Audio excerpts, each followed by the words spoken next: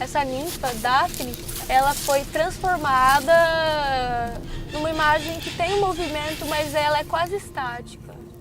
Ela não tem voz, de fato. Ela tá ali, mas ela não tem voz, ela tem só corpo. Como trazer de novo a voz para essa ninfa? As musas que antes cantavam, dançavam no museu, imobilizadas. As musas são pedacinhos de coisas belas para se olhar. Tudo aquilo que é arredondado, os moldes preconcebidos. A musa perfeita, sem voz, a musa não fala. A musa não tem voz quando é bela. E apenas bela porque a musa, na essência das musas, é grotesca, bela e horrenda. Que todo um processo que as mulheres foram sofrendo ao longo da afirmação da cultura masculina e tudo mais, e desse silenciamento mesmo que aconteceu da arte feita por mulheres, desse poder de criação, poder contar sua própria história, não ser apenas uma imagem. A musa como criadora, porque o que acontece é que a musa se transformou na mulher bela, apenas. Do que eu queria trazer para a narrativa de Daphne e Apolo ali na performance, para mim, seria muito essa recuperar, então, nós como mulheres que fomos transformadas em imagem,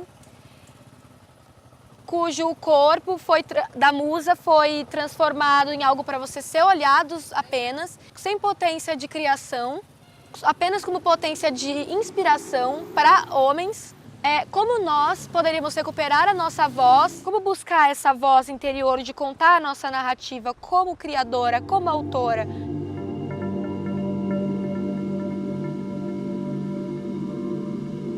Como que a gente inicia, né?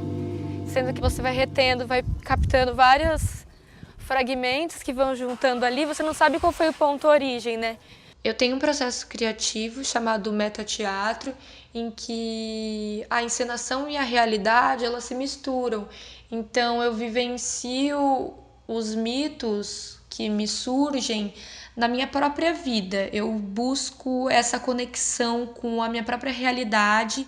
Eu conhecia esse mito, mas não com muita profundidade. O método que eu acabei utilizando de todos os meus processos criativos foi sempre ir puxando o que estava acontecendo comigo, das coisas que eu estava lendo, dos diálogos que eu estava tendo com as pessoas e principalmente dos sonhos.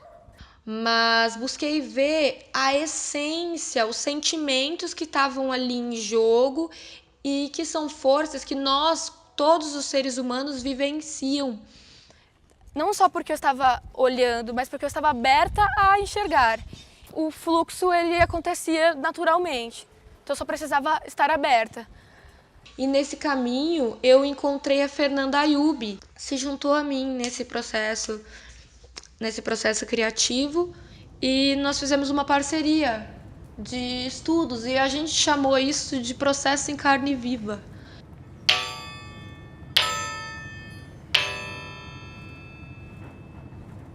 Tá, e como que eu ia trazer isso para essa narrativa de Daphne e Apolo?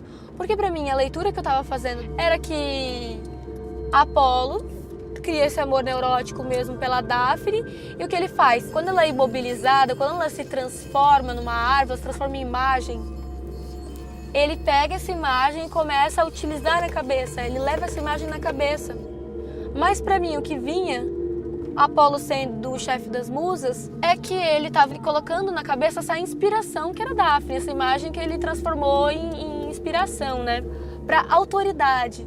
Autoridade dos imperadores, autoridade dos heróis olímpicos que tinham alcançado uma glória, de carregar a inspiração e criar e transformar algo daquilo ali. Um amor falido não. Eu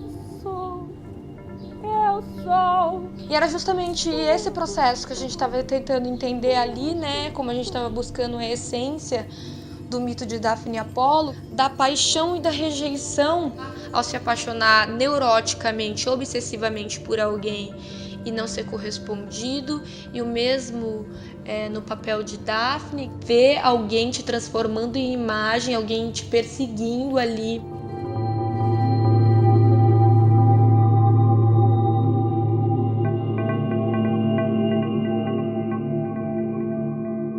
Às vezes a gente compartilha uma arte que a gente fez e tem 15 curtidas, isso já é muito, porque às vezes tem 4. Quando a gente publica uma selfie, tem 200.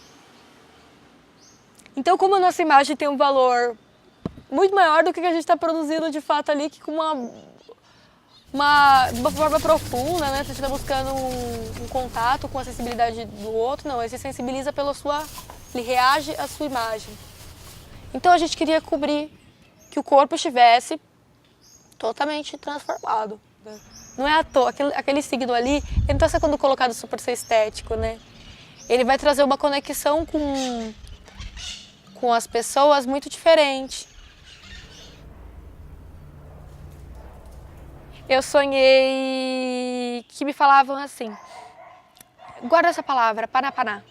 Aí eu acordei e eu fiquei, o que é panapaná? E aí eu descobri que panapaná significava borboleta. Então, foi assim, nesse processo mesmo de trabalhar com os animais, com os arquétipos.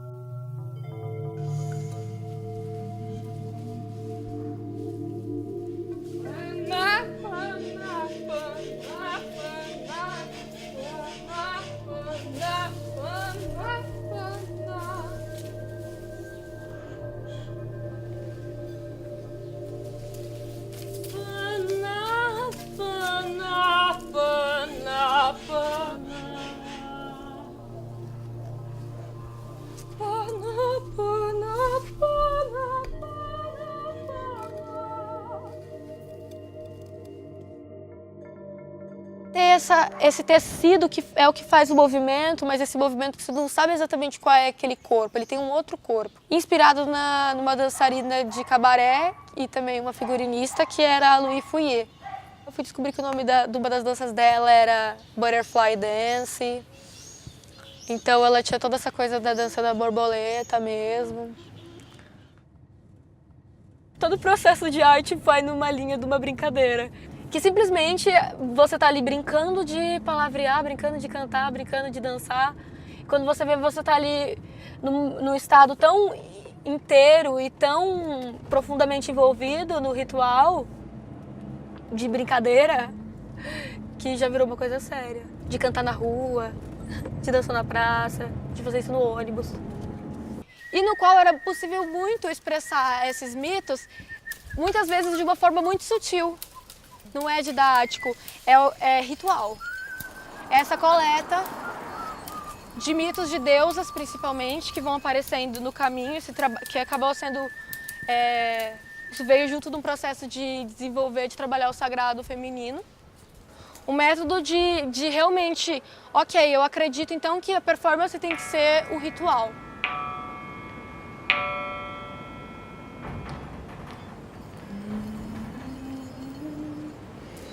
Os processos de cura, que para mim essas narrativas elas representam, né? A performance ela surgiu muito como esse mar. Início das reflexões, né, de como o mar, as ondas, você tem algumas escolhas que você pode fazer. Ou você pode enfrentar a onda e cair, voltar. Você pode passar por baixo, de leve.